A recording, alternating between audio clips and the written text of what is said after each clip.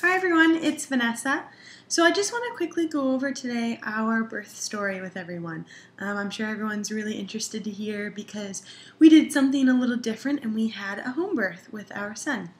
So I just want to quickly say though before I begin that those who have heard our birth story, a lot of people like to say to me, oh, well, you're just really lucky. And I just want to share that I made sure I was extremely healthy through my entire pregnancy, and I was a candidate to have a home birth. And Chris and I went to a birthing class and prepared ourselves, and the birthing class was done by a doula. And anyone that lives in the Windsor regional area and is expecting or knows someone that's expecting, let me know. I'd be happy to share the name of the class we went to. It helped out more than you could ever imagine through going through the labor. And we also did things on our own to also prepare for the labor to make sure that it was a little less painful.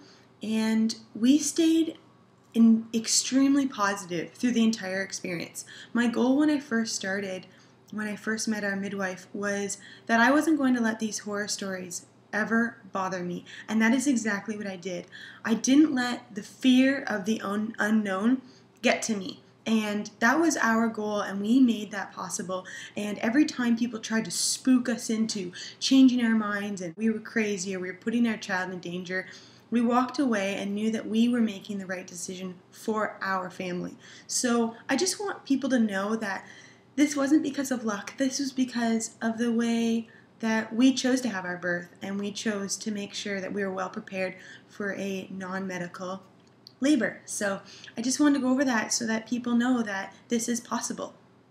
And so our birth, I was 40 weeks pregnant on May 9th, which is actually the day Chris and I got married. And that was on a Thursday. And on the Friday, I got a message from my cousin, and she said, go for a big long walk. It'll put you in labor. And by that time, I was just ready to go, so I said to Chris, let's go for a big long walk, let's do it. So we took the dog in town and we went for a big walk, and the next morning, I had got a hold of one of my girlfriends and I said, let's go for a big long walk. So we went for an hour walk with the dogs, and the dogs were pulling us, so it was almost like a slight jog, and that was early in the morning, so I got home about 11:30, and by 3 o'clock, my mom came over, and we were sitting out on our new patio set, and I had thought that I wet my pants. And so I snuck away without them knowing, and I changed, because when you're that far along, sometimes even just a sneeze makes you pee your pants. So I thought that was maybe the case. And I went back out on the patio set, and we're getting close to 4 o'clock now, and I instantly peed my pants again. Well, I thought I peed my pants again. So my mom had finally left, and I said, Chris, I can't stop peeing my pants. And eventually, we didn't know what to do, so I just sat on the toilet because I didn't know how to get the pee, what I thought was my pee, to stop flowing. And we had dinner plans with our friends Kate and Norm that night, and we were still thinking that we could go out. And so I was trying to get my bathroom issue under control. And finally, after a while, I said to Chris, I'm wondering if my water broke. And so he got out his computer, and we're sitting in the bathroom, and sure enough, it said that it's possible for your water to slowly leak out, your amniotic fluids to slowly leak out. So I looked in the toilet, and it was clear, and I assumed that it was my amniotic fluids and not urine. So we canceled our plans with our friends, called our midwife, and our midwife said, okay, great, well, you probably won't go into active labor for 24 hours, and the midwife, when you have a midwife, they don't come right away. It's not like a hospital where you go and you wait around until you're in active labor. The midwife isn't going to come right away and be at your house for 20 hours or more. So you have to know, you have to focus and monitor your contractions. And when your contractions get aggressive enough, that's when you call your midwife, and she will come over and prepare you for active labor. So she said, go to bed and we'll talk in the morning. And this was about 4:30. And we said, okay, great. And um, and so anyway, I was talking to my sister on the phone, and all of a sudden, it was almost 5 o'clock. I was ready to lose it. I said to her, I have to get off the phone. I think I'm going to start screaming. And she said, oh, okay, great. And so we hung up. Chris was outside cooking chicken on the barbecue because we wanted to have food in the fridge for the midwives, just if they ever wanted anything to eat, if our labor was to take a long time. And I just started to lose control. I said, Chris, help me, help me, help me. I couldn't even walk from one room to the other. We started to monitor the contractions immediately, and they were between 30 seconds to a minute long, and I only had 30 seconds to a minute long of a break. And I was, the only thing that felt good was me grabbing his waist and hugging it, and he would squeeze in my hips, and that would help to reduce some of the pain. But I was losing it. I was in so much pain. So finally, he read online that taking a hot shower and letting the hot water trickle on your back feels nice.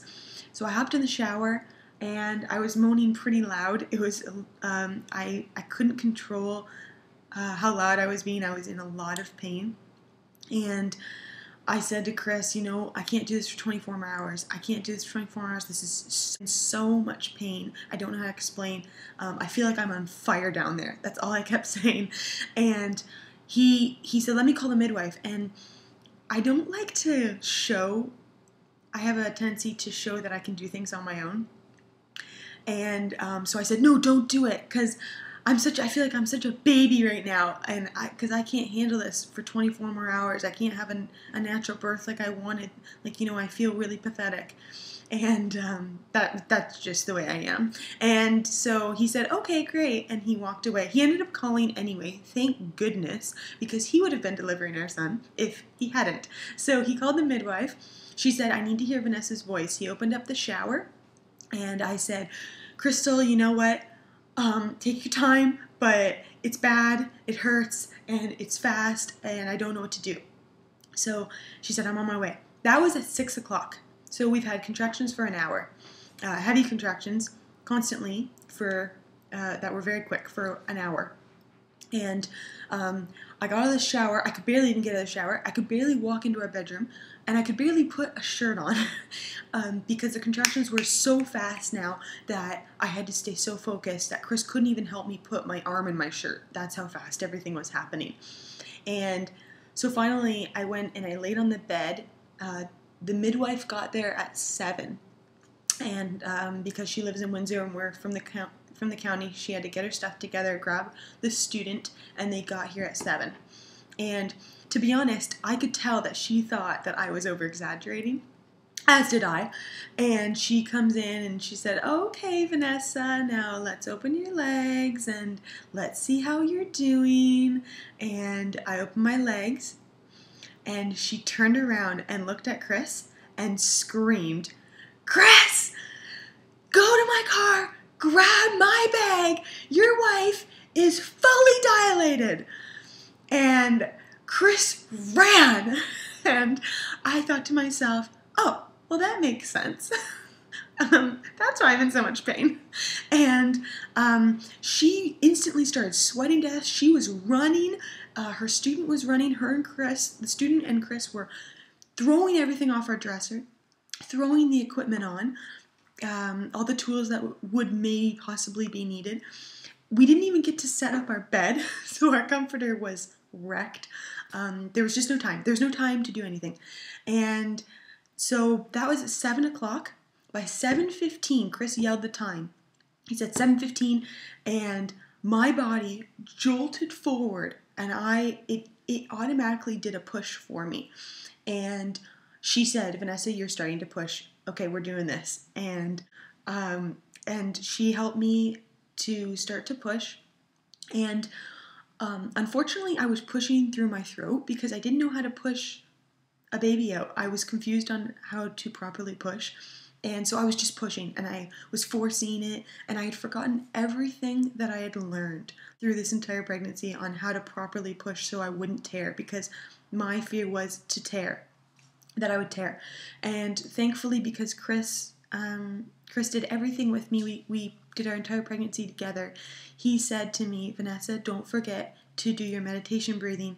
Vanessa, don't forget to have pauses in your pushes so that you don't tear. And when he said that, I stopped for a moment and I had to, calm down and move forward with everything we had learned so that I wouldn't tear and I could have this baby the way that I had planned. And the head came out and Crystal said, Vanessa, do you want to touch your son's head? I couldn't. I did not want to move my hands. I just wanted to stay focused. But Chris touched Hudson's head and he goes, oh, it's soft. and everyone started to laugh. And anyway, I did a couple more pushes and I could feel Hudson's shoulders actually turning. I could feel him turning and I could feel his arms coming out and I could feel him completely coming out of me. I felt every single movement. I knew exactly what was happening while it was happening. And finally Hudson came out. We had asked that we don't cut the cord right away. We wanted it to pulsate and we wanted the blood to flow back into Hudson's body. So we delayed cord clamping. And then Chris cut the cord. And my mom was there, but she actually stayed out in the hallway here and cried the whole thing. And we had delivered our son by 7:30. So I started pushing at 7:15. By 7:30, Hudson was completely out, and by 8:30, cord was cut. We both got our shots. He was cleaned off, and I had delivered the placenta. And that was by 8:30. We were completely good to go, and I was in the shower, and the midwives were helping me clean off while Hudson was being passed around to Chris's parents. And so it was really an amazing birth experience. I was up walking around instantly after I delivered. Like I said, the midwives got me in the shower, and they went and changed my bedding for me and laid me back in bed. And Chris's mom brought in strawberries and chicken they made here in the house and fed it to me because I was shaking quite a bit from the loss of hormones and because the birth happened so fast. My body was under so much stress. I was shaking. My whole entire body was shaking for 2 hours probably. So they were feeding me my food. But everything was great. We had family over right away. And I was up walking around that night, taking care of Hudson. I felt confident being left alone with him, with Chris and Hudson. We knew that we would instantly become wonderful parents for him. We knew exactly what to do. So everything was great. And the midwives did stay with me for over an hour to teach me how to breastfeed. And they have been here every day since. So today was my last home visit from our midwife. Today is today's Wednesday. And we delivered Hudson on Saturday. So they were here Sunday, Monday, Tuesday, Wednesday. And then I will go see them in 1 week and then every 2 weeks for 2 more visits. Just to make sure that everything's good to go. So that is our birth story. Our labor could not have been more beautiful, and I was thrilled. I'm so happy I got the home birth experience I wanted. And like I said, Chris and I really planned for this birth, so I don't want to say I'm lucky because we were not one bit lazy through this entire pregnancy.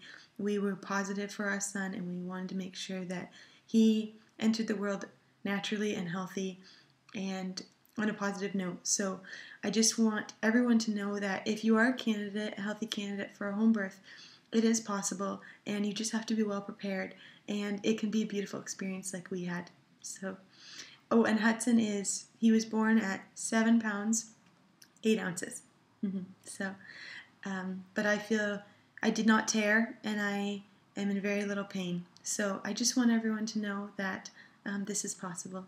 Thank you so much, and I hope that this encouraged you to choose midwifery and possibly have a home birth, or choose midwifery and have a hospital birth. Thanks, everyone. Bye.